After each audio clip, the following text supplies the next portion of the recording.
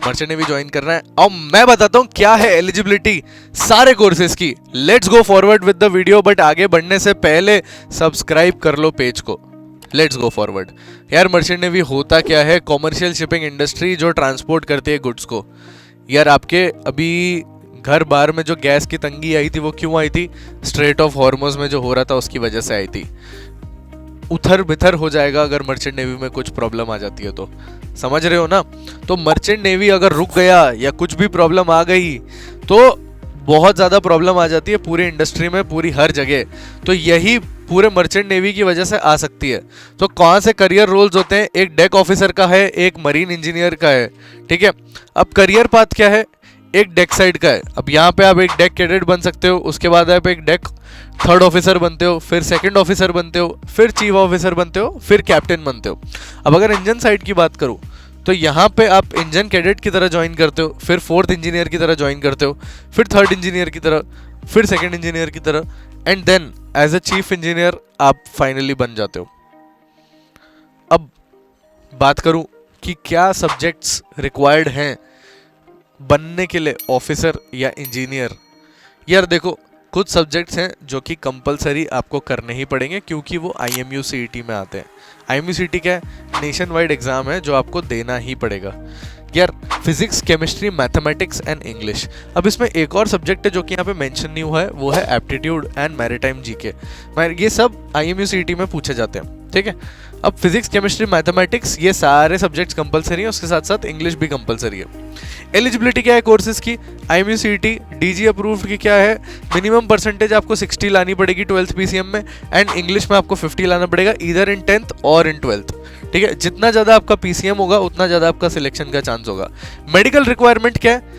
आपको एडेड या अनएडेड 6/6 होना चाहिए बोथ आइज में, ठीक है। No spectacles, normal colour vision होना चाहिए। इंजन साइड में आपका 6/12 या 6/9 होना चाहिए, कलर विजन होना चाहिए आपका।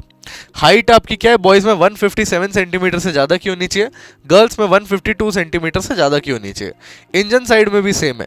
BMI 18 से 25 के बीच में ही चाहिए। हेयरिंग आपकी 5 मीटर से ज़्यादा की 0 से 5 मीटर्स तक होनी चाहिए। फिटनेस में आपकी फिट बॉडी होनी चाहिए, नो डिफॉर्मिटीज़। अब किन कोर्सेज की हम बात कर रहे हैं? हम diploma in nautical science, BSc in nautical science and BTech marine engineering की बात करेंगे। अब सबसे पहले हम DNS की बात करें। एज लिमिट यहाँ पे भी 17 से 25 है। 1 ईयर प्रीसी कोर्स है ये, फॉर डेक साइड ऑफिसर है। 12th पास विद PCM का 18 महीने सी टाइम है, एज डेक कैडेट आपको करना पड़ता है उसके लिए भी, बट स्पॉन्सरशिप मैंडेटरी है। मर्चेंट नेवी के एस्पिरेंट हो एंड डाउट क्लियर करना चाहते हो 1-on-1, देखो ऑलरेडी ये गूगल मीट चल रही है, तुम्हारी भी मीट हो सकती है। एस्पिरेंट से लेके मेंटोर तक, नीचे कैलेंडर का लिंक दिया है, भर लो जाके फटाफट इसको। अब अगर बात करूं BSc इन नॉटिकल साइंस की, ये 3 साल का कोर्स है। तो पहले आपने DNS में देखा, आपने DNS में क्या देखा?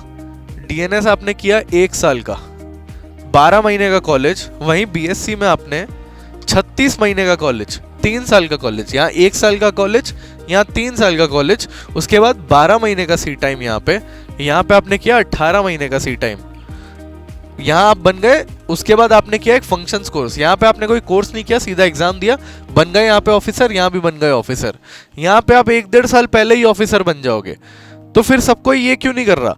ये इसलिए नहीं कर रहा क्योंकि यहाँ पे स्पॉन्सरशिप मैंडेटरी है। जब तक आपके पास स्पॉन्सरशिप नहीं है आप ये कोर्स नहीं कर सकते। तो ये बहुत बड़ा फर्क है बिटवीन DNS एंड BSc। समझ आ गया बच्चों? समझ आ गया।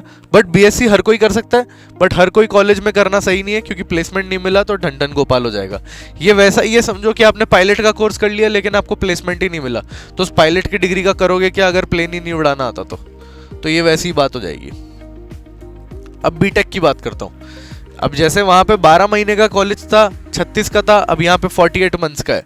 उसके बाद आपको 6 महीने का सी टाइम बिताना है एज एन इंजन कैडेट, ठीक है। अब बडिंग मरीनर्स एकेडमी में हम ऐसा क्या कराते हैं जहाँ पे आपका 90% सिलेक्शन रेट है, जो बाकी एकेडमी 50% भी नहीं करवा पाती। यार देखो, हर बच्चे के साथ एक्सट्रीम फोकस होता है हमारे, एक ऐसी शीट्स हम प्रोवाइड करते हैं 1-on-1। मतलब अगर हमारे पास 100 बच्चे हैं तो 100 के 100 बच्चों का हमारे पास ऐसा एक्सेल शीट रहता है। हर बच्चे को हम ऐसे टास्क रोज के प्रोवाइड करते हैं। हमारा एक प्रोग्रेस बार रहता है, हम डेली टास्क शीट रहती है। इम्प्रूवमेंट का है तो इम्प्रूवमेंट का अलग रहता है, उसका हर दिन करंट इलेक्ट्रिसिटी, आज का टॉपिक, कल का टॉपिक, परसों का टॉपिक, कल का क्या था, आज का क्या है, वो सब रहता है, कितने दिन उसने वेट किए हैं, सब कुछ रहता है। Features which makes us unbeatable यार, हम अपना 100% देते हैं। हम यहाँ पे देख ही रहे हो, जिष्णु सर, गौरव सर इंटरव्यू ले रहे हैं इस कैडेट का। ये कैडेट आज ग्रेट ईस्टर्न में बैठा है, फेब बैच में सिलेक्ट होकर जा भी चुका है। मॉक टेस्ट प्रॉपर वैसे होते हैं जैसे IMU CET में होते हैं। बच्चे यहाँ पे क्लास में बैठे हैं, कंपनी स्पेसिफिक की क्लास में बैठे हैं, IMU CET की भी क्लासेस होती हैं यार। रिजल्ट्स विच स्पीक्स लाउडर देन मार्केटिंग। लोग मार्केटिंग कर करके बच्चे भर लेते हैं, हम मार्केटिंग नहीं करते, हम सिर्फ अपने रिजल्ट दिखाते हैं। हम बहुत बुरे हैं मार्केटिंग में, क्योंकि हम सिर्फ अपने ऑपरेशंस में अच्छे हैं, हम सिर्फ अपने रिजल्ट दिखाना जानते हैं, और आपके सामने हम सिर्फ रिजल्ट लेके आ पाते हैं हर बार। तो अगर आपको भी बडिंग मरीनर्स अकेडमी ज्वाइन करना है, आप ऑफलाइन कमेंट करो इस नंबर पे जाके। Thank you so much, I will see you in the next video, bye bye.